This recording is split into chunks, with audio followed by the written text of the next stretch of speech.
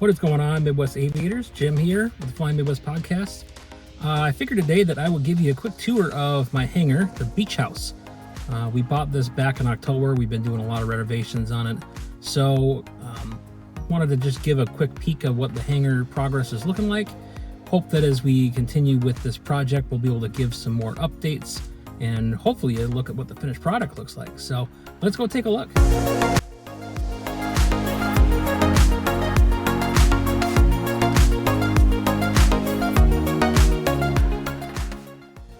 All right, welcome inside the Beech House. This is called that because we've got a Beechcraft Sundowner that we keep in here. We also got a buddy of ours who will be renting out a spot to put his Beechcraft Baron. So 2 Beechcrafts, Beech House, little play on words. Anyway, we've been working pretty hard on getting this thing up to snuff. So I'll give you a quick tour of the hangar, to kind of show you around what we got going on in here right now.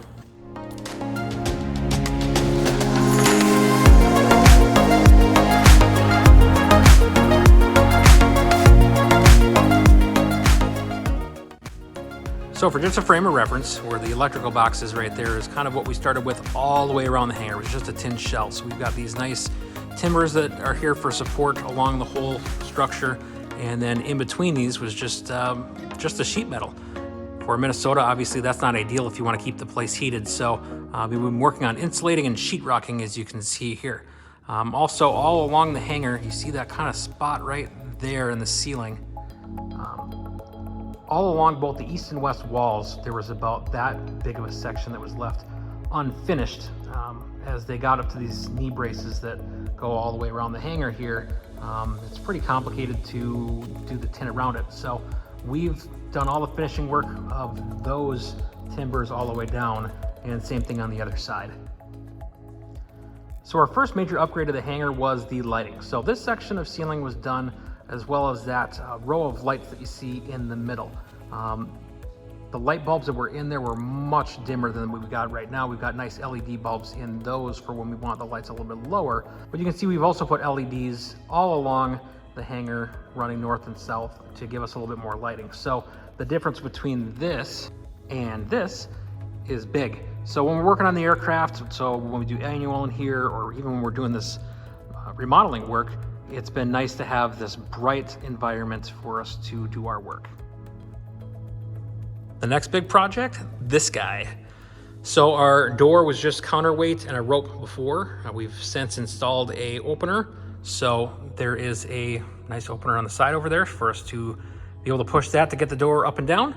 And to do that, we also had to put in that hatch there. Right up above that section is where the motor is for the lift to work and move the counterweight back and forth to get our door open. Up next, these guys. So you can see that the concrete right along the wall here is not the same as the rest of the hangar floor. So what had happened was along this hangar, there's a little bit of a drainage issue, and these posts right here ended up rotting out. So what we ended up doing is we had to remove the rotten post sections.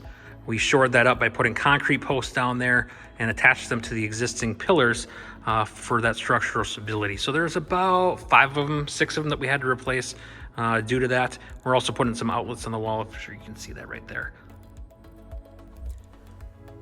So before we could put all that sheetrock up that you've seen in other clips in the video, we had to do the framing and insulation work. Like we showed you, it was just a metal shell on the outside, not great for Minnesota weather here, where we'd lose a lot of heat by running the heater. So we framed that out. We had to insulate.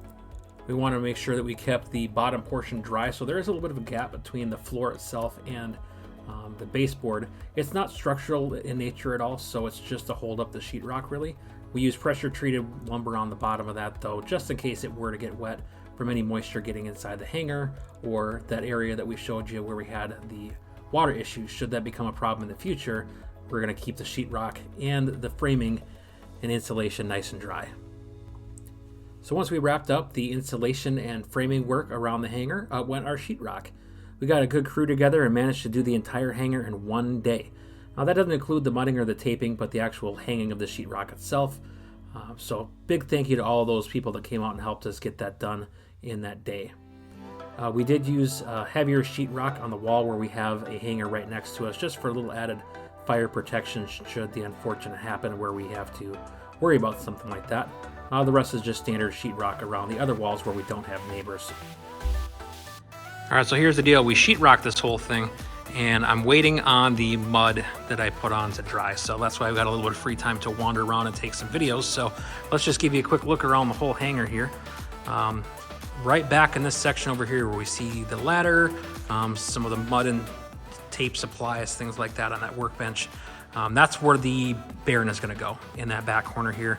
We'll adjust where the Sundowner is so that we can fit both aircraft here, but that's the general idea. So because the aircraft is coming in here in about a week or so, that's why we're working on this section of the wall before we do the other parts. But that's kind of the priority, to make sure we get this space right here that's all cluttered right now, all cleaned up so that we can get the Baron in here. Now this space over here is what's gonna be our living space. We've got our fridge, we've got a desk that's over in that corner there. We'll probably put a TV up in here. We got a little table that we'd like to upgrade at some point, but there's also some place for food, utensils, plates, stuff like that if we decide to hang out here some evening in the summer. We got our grill here too. Over along this wall is just where we're gonna probably store most of our supplies for the aircraft and a workbench. But we also have saws, stuff like that still here for the remodel work, because we are still gonna have to frame up that section over there. So to do that, we'll need the saw still in here. Then we got the extra sheetrock just to put up when we're done. So just to give you an idea how bad those posts really were, here's two sections that we pulled out. We're gonna keep these, clean them up a little bit, probably put some lacquer on them just to preserve them as a kind of a piece of history of our hangar here. And it was a pretty challenging experience to get those out. We had got the whole structure all shored up with some shoring posts, things like that, so that we could safely get those out, not cause any structural issues, and get that repaired. Another feature that we wanted was windows in the hangar to let in some natural light. It had no windows in before, so we'll pop the lights off. That's what it's gonna look like with that natural light coming in. We've got 4 windows that we popped up along this wall. Let's get some good light in here. It'll be nice when we're in here for longer periods of time, and it kind of helps us let us know when it's starting to get dark too, so we can get the hell out of here. Well, thanks for joining me on this tour of my hangar, the Beech House. Hope you enjoyed taking a look at where we've come from, what we started with when we got the hangar.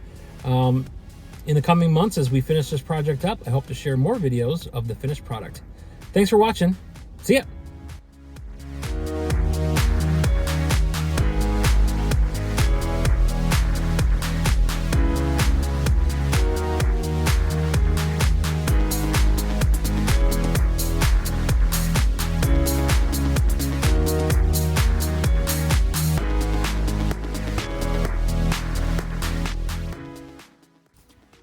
So that's the tour of the hangar. I thought I'd sit in the plane just to prove that I had one, and that's stupid. Why would you say that?